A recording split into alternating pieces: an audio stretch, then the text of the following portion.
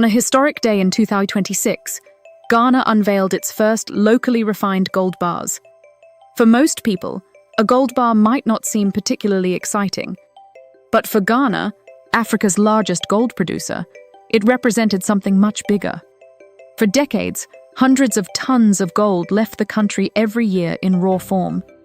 The gold was mined in Ghana, but much of the refining, certification, trading, and value creation happened elsewhere, in Switzerland, the UAE, and South Africa. The result? Some of the most profitable parts of the gold business took place outside Ghana's borders. But now, that model is beginning to change. Because Ghana isn't just trying to mine gold anymore. It's trying to capture more of the value chain. And if successful, the move could transform how African countries think about natural resources, industrialization, and economic growth. Welcome to Spotlight in Africa, where data, research, and real market intelligence come together to help you better understand Africa's evolving markets.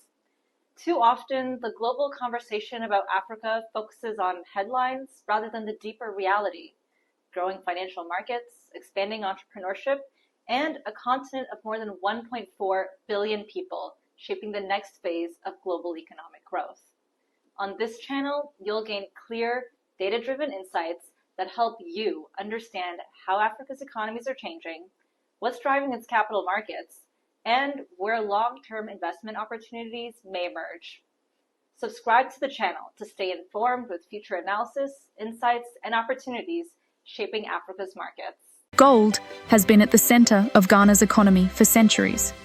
In fact, long before colonial powers arrived, the region was known globally as the Gold Coast because of its vast gold deposits.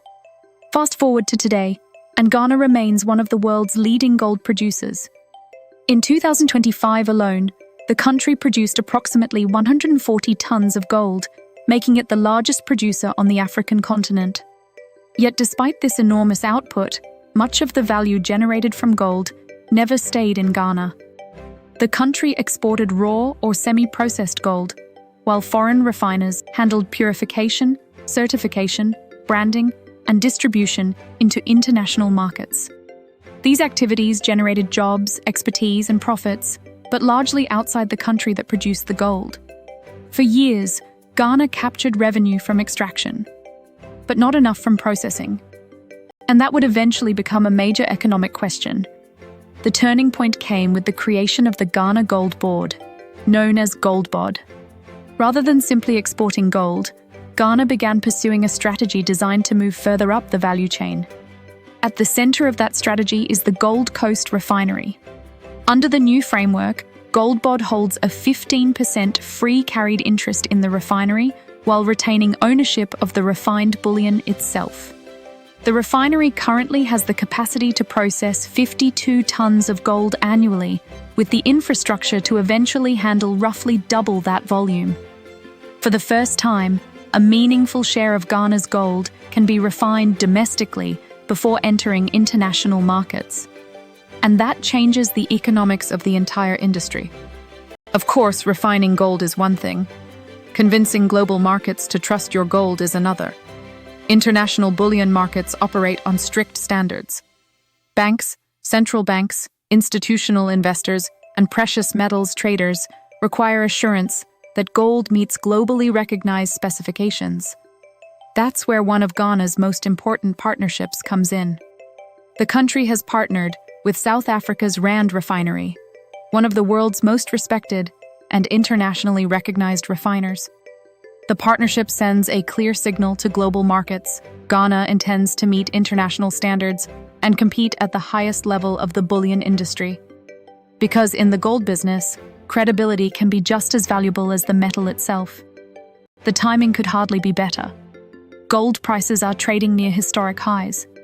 Central banks around the world have been increasing gold purchases. Investors continue to seek safe haven assets, and geopolitical uncertainty has strengthened demand for precious metals.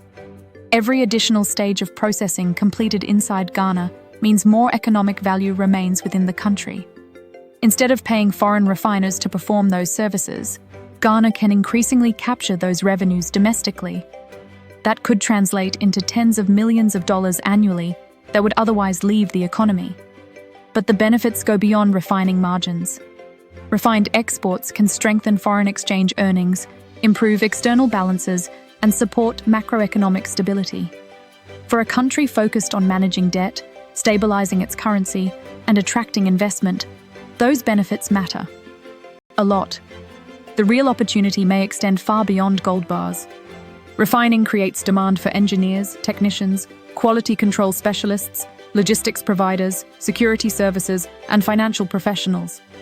Over time, it can also support entirely new industries: jewelry manufacturing, bullion products, certification services, storage and vaulting businesses, regional precious metals trading hubs. In other words, refining can become the foundation for a broader industrial ecosystem. And that's where the economic impact starts to compound. Today, Ghana is no longer positioning itself solely as a gold producer. It is positioning itself as a participant in the global gold value chain. That distinction matters. Countries that only extract resources often capture a relatively small share of the overall economic value. Countries that process, certify, manufacture, distribute, and finance those resources typically capture much more. By expanding refining capacity and developing supporting industries, Ghana is attempting to shift from a raw export model toward a more integrated industrial model. For investors, that creates opportunities far beyond mining itself. Infrastructure, refining equipment, industrial services, certification and testing, precious metals logistics, manufacturing, and even regional processing partnerships across West Africa. Ghana's first locally refined gold bars represent more than a new product. They represent a new economic strategy. For decades, the country exported gold and imported much of the value-added activity associated with it. Today, Ghana is attempting to reverse that equation. The goal is simple: keep more value at home, create more skilled jobs, generate more foreign exchange, and capture a larger share of one of the world's most important commodity markets.